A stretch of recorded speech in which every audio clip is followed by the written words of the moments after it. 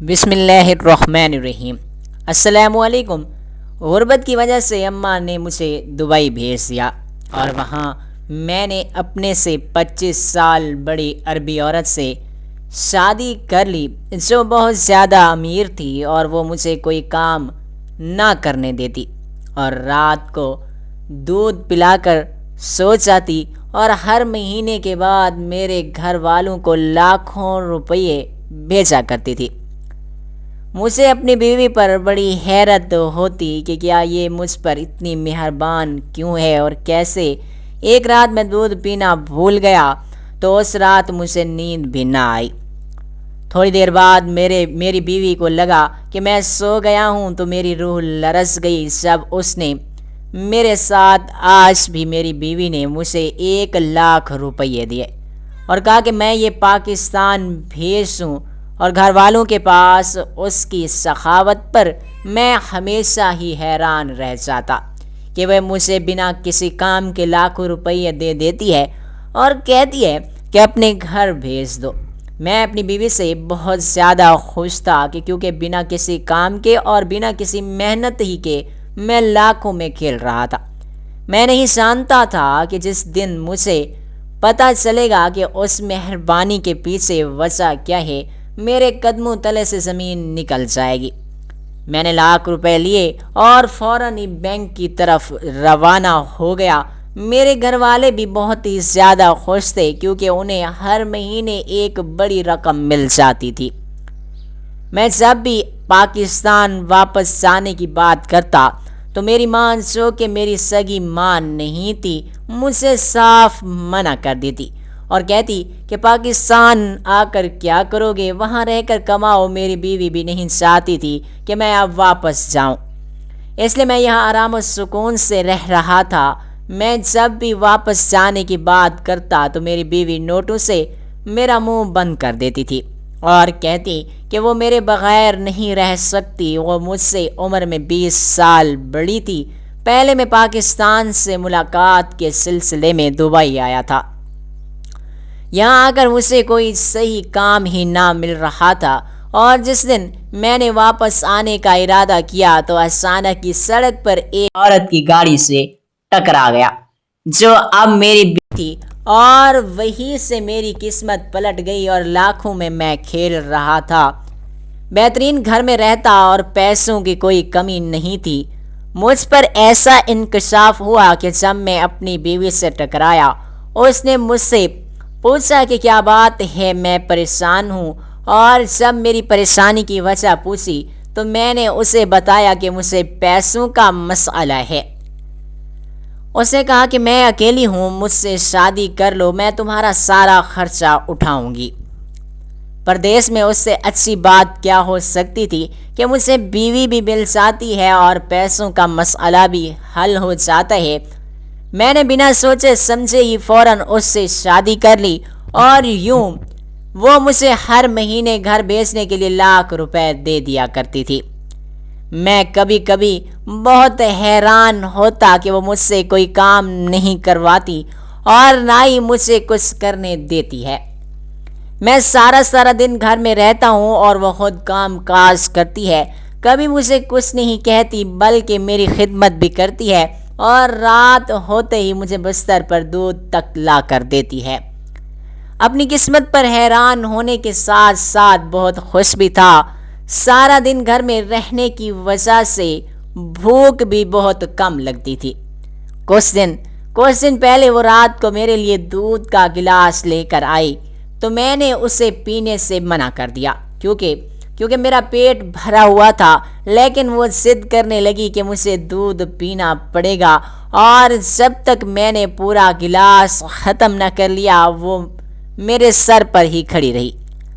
تھوڑی ہی دیر میں مجھے نیند آنے لگی اور اگلے دن بھی اسی نے ایسا ہی کیا۔ میرے لاکھ انکار کے باوجود وہ مجھے دودھ پلا کر ہی مانی۔ میری سمجھ میں بھی نہیں آ رہا تھا کہ وہ کیوں زبردستی میرے پیچھے لگ کر دودھ پلاتی ہے۔ میری بیوی عمر میں مجھ سے 20 سال بڑی تھی، لیکن مجھے اس کی عمر سے کوئی مسئلہ نہیں تھا۔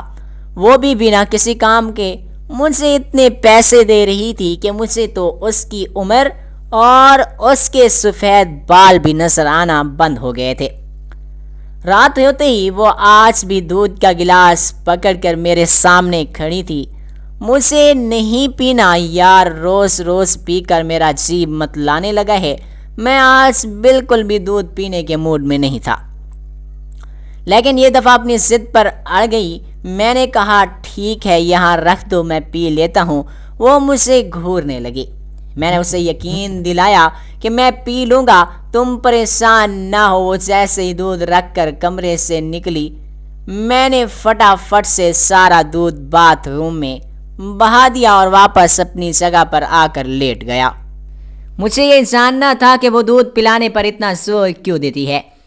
تھوڑی دیر کے بعد جب وہ کمرے میں آئی تو آتے ہی اس نے دودھ کا خالی گلاس چیک کیا اور میں آنکھیں بند کیے سونے کی بھرپور ایکٹنگ کر رہا تھا۔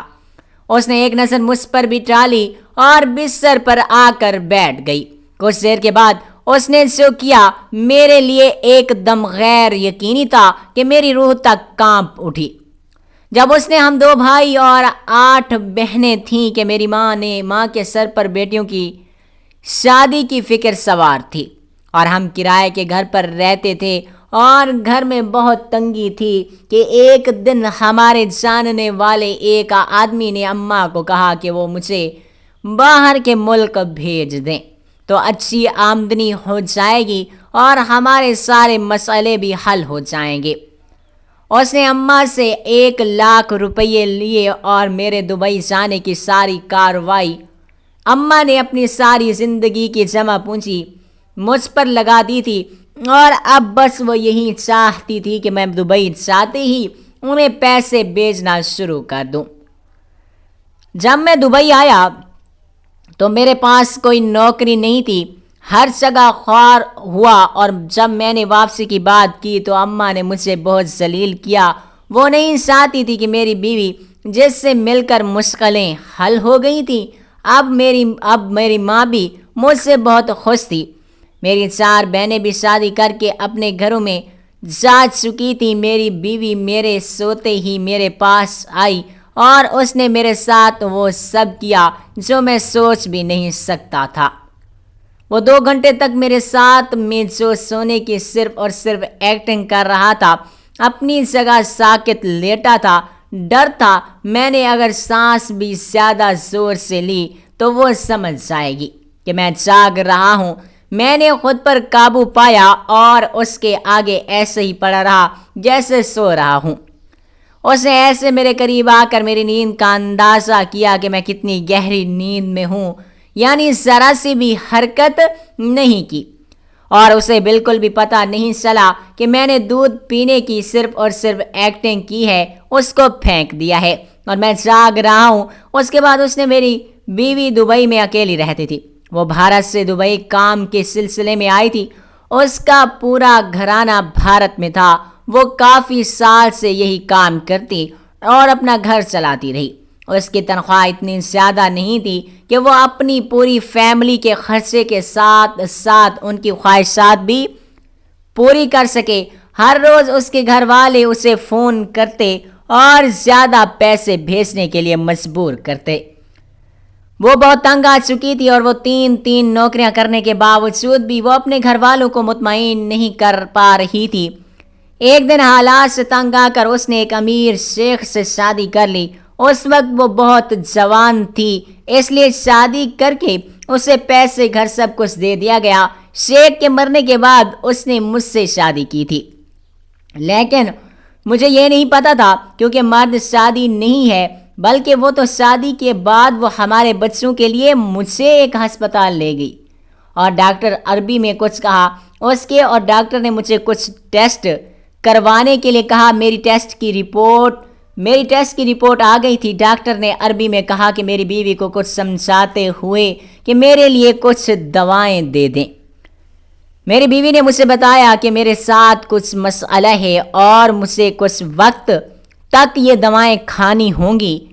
اب مجھے روز دوائیں کھلاتی۔ میں بھی چاہتا تھا کہ ہمارے بچے ہو جائیں تاکہ وہ ہمیشہ مجھے اپنے پاس ایسے ہی رکھے۔ مجھے اس عیاشی والی زندگی کی لت لگ چکی تھی. بس مجھے اس کے دودھ پلانے کے طریقے پر شک تھا، اس لیے اس رات میں نے دودھ پینے کی صرف اور صرف ایکٹنگ کی، اسے باتھ روم میں پھینک دیا.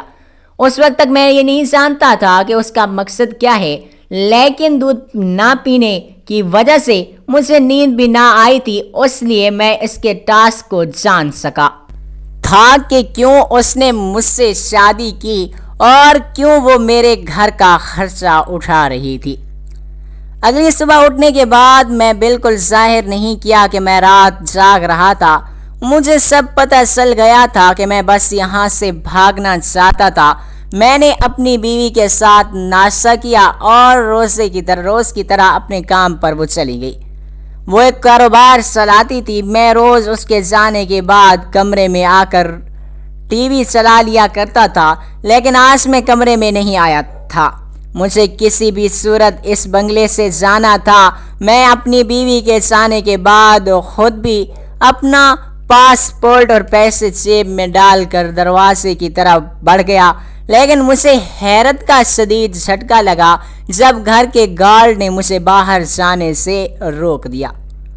کہا کہ میڈم کی اجازت نہیں ہے کہ آپ کہیں باہر جائیں. میں نے گارڈ سے کہا کہ میں صرف قریب کے ایک اسٹور تک جا رہا ہوں، لیکن وہ نہیں مانا اور میں بوجھل قدموں سے واپس اپنے کمرے میں آ گیا. میرے بھاگنے کا کوئی راستہ مجھے نظر نہیں آ رہا تھا، لیکن کل رات کے بعد میرا یہاں رکنا مجھے بالکل بھی ممکن نہیں لگ رہا تھا. میری بیوی تو میرے ساتھ، اس کے آگے سوچ کر بھی میرے رونگٹے کھڑے ہو گئے تھے، اور میرے پاس تو فون بھی نہیں تھا کہ میں گھر بھی اپنی بیوی کے سامنے اس کے فون سے فون کرتا رہا. پریشانی کے عالم میں شام ہو گئی، لیکن مجھے ایسا کچھ سمجھ میں نہیں آیا جس کے ذریعے میں یہاں سے بھاگ سکوں.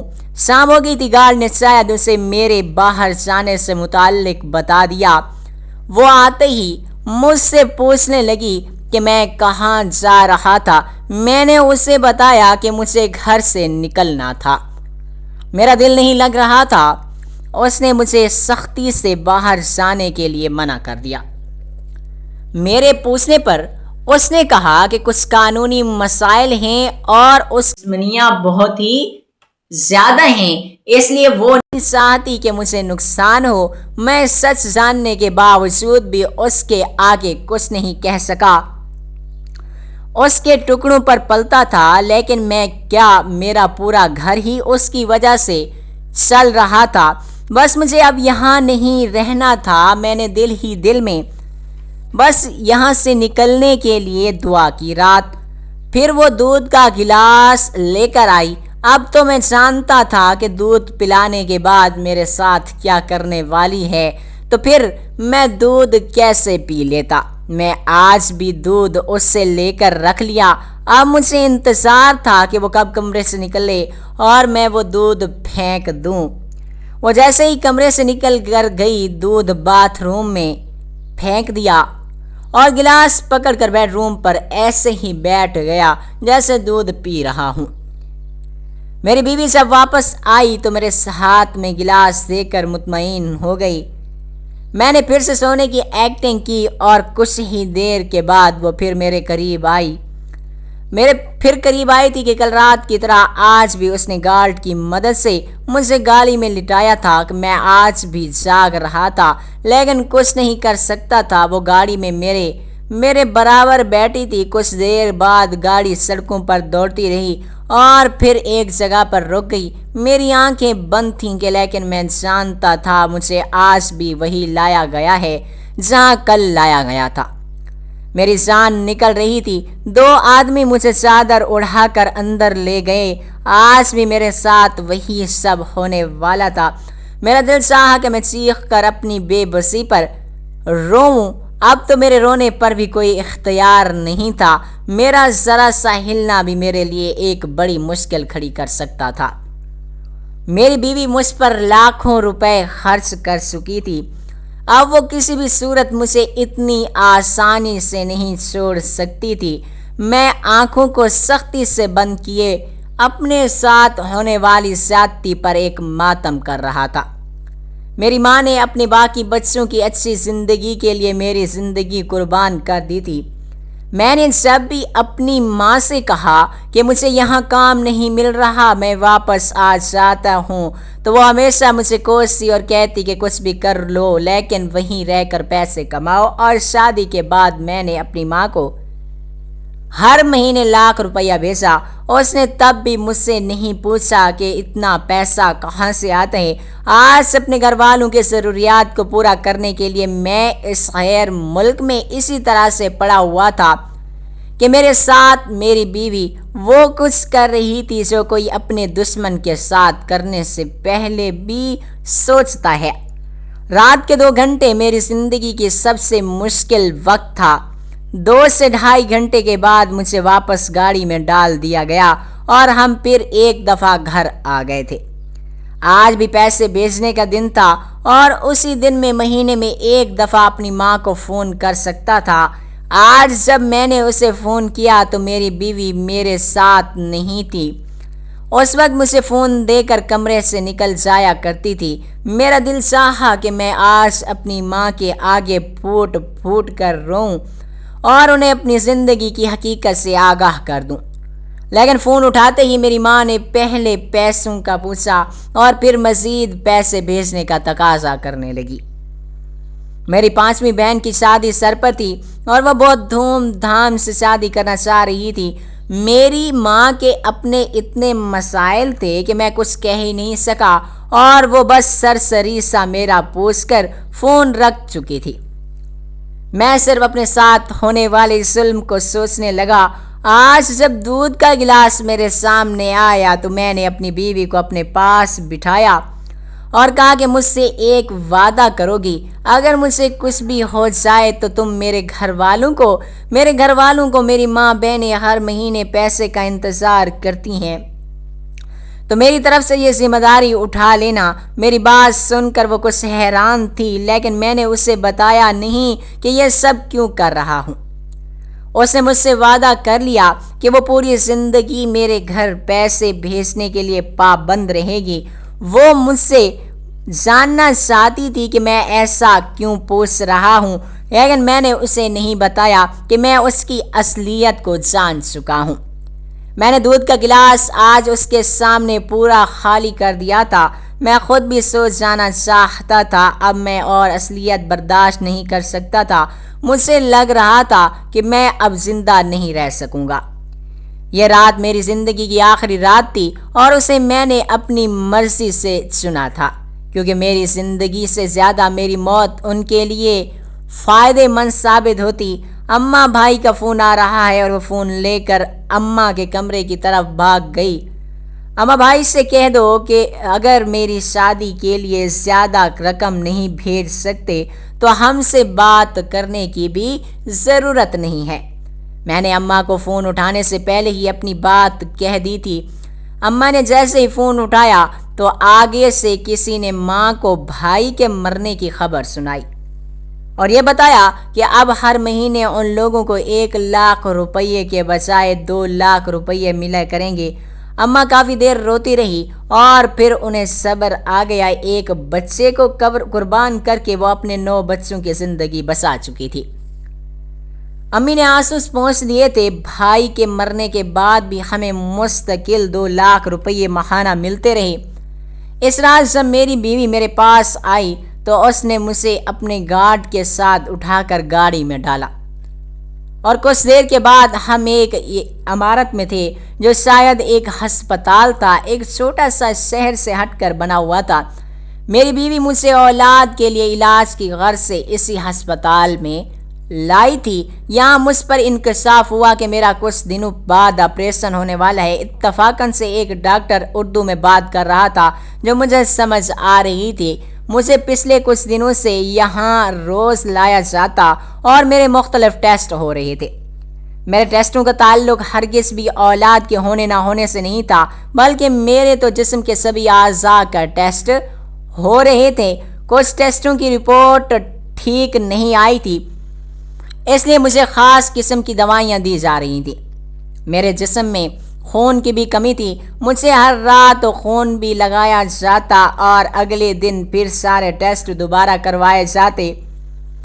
مجھے ابھی تک صحیح طرح سے پوری بات سمجھ میں نہیں آئی تھی کہ مجھے کس مقصد کے لیے یہاں لایا گیا ہے اور کون سے آپریشن ہونا ہے، کیونکہ یہ تو میں اچھی طرح سمجھ گیا تھا کہ بات اولاد کی نہیں ہے بلکہ اصل معاملہ کچھ اور ہی ہے۔ اگلی ہی رات یہاں آنے کے بعد مجھے یہ بھی پتہ چلا کہ میری بیوی کا اور اس کے پہلے شوہر کا ایک بیٹا تھا جو میرا ہی ہم عمر تھا۔ یہ بات میرے لیے بہت شدید جھٹکے کا باعث تھی۔ میری بیوی نے مجھے یہی بتایا کہ اس کے پہلے شوہر سے کوئی اولاد نہیں تھی اور اسی لیے اب وہ جلدی اولاد چاہتی ہے۔ اس کے بیٹے کے لیور میں کچھ مسئلہ ہو گیا تھا اور میں بھی کتنا بے وقوف تھا جو اپنی بیوی کی مہربانی سمجھ رہا تھا۔ میں بھول گیا تھا کہ ہر کام کی ایک نہ ایک قیمت ضرور ہوتی ہے۔ مجھے قیمت ادا کی جا رہی تھی، بس کام لینا باقی تھا۔ جب میں اپنی بیوی کی گاڑی سے ٹکرایا اور اس نے میری مجبوری جانی، اس نے ایک منصوبہ بنایا جو مجھے بنا بتائے ہی میرا لیور اپنے بیٹے کو دلوانے کے لیے تھا۔ اس نے مجھے صرف اپنی شادی کے بارے میں بتایا، اپنے بیٹے کے بارے میں کبھی نہیں بتایا۔ شادی کے بعد وہ مجھے اولاد کا کہہ کر ڈاکٹر کے پاس اس لیے لے کر گئی تھی کہ تاکہ میرا ٹھیک طرح سے چیک اپ کرا سکے۔ مجھے عربی نہیں آتی تھی، اس لیے اس نے اس بات کا فائدہ اٹھایا۔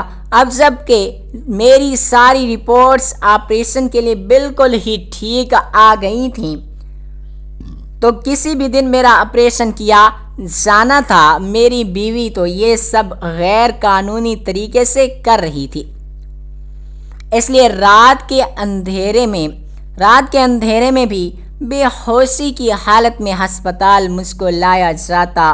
اب جب کہ میں سچ جان چکا تھا تو میں یہاں سے بھاگنا چاہتا تھا، لیکن میری آزادی کے سارے دروازے بند ہو چکے تھے اور سب سے بڑھ کر میرے گھر والوں کو بھی میری ضرورت نہیں تھی۔ ان سب کے لیے میں بس ایک نوٹ بنانے والی مشین بن چکا تھا۔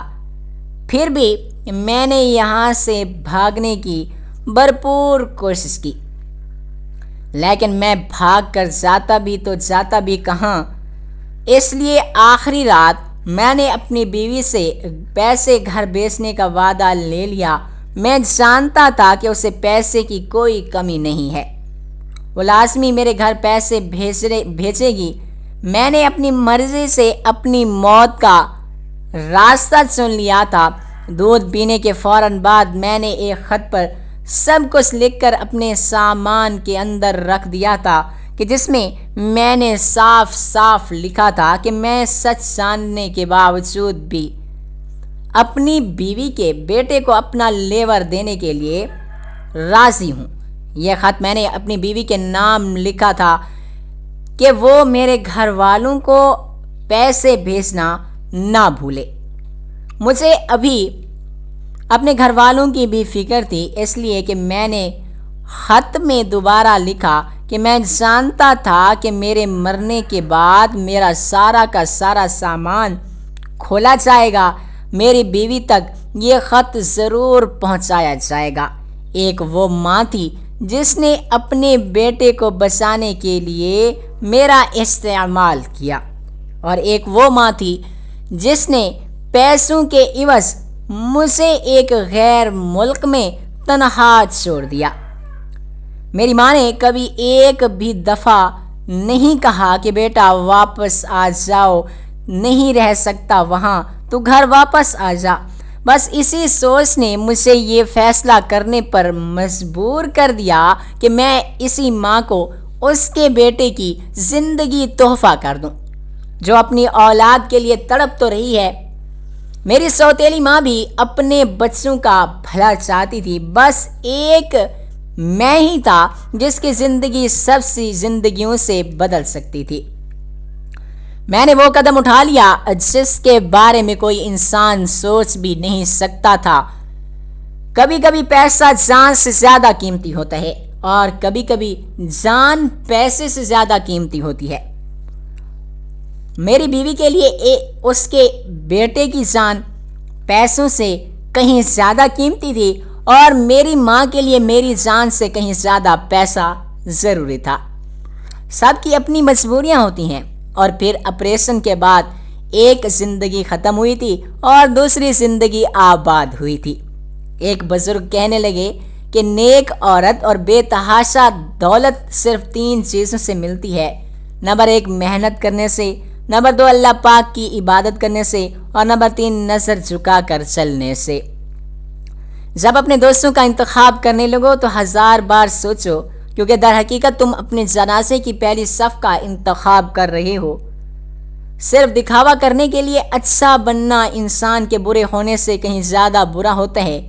اگر کسی آدمی کو خود میں کوئی عیب خامی نظر نہ آئے تو سمجھ لو کہ اس کی جہالت انتہا سے بھی آگے نکل گئی ہے۔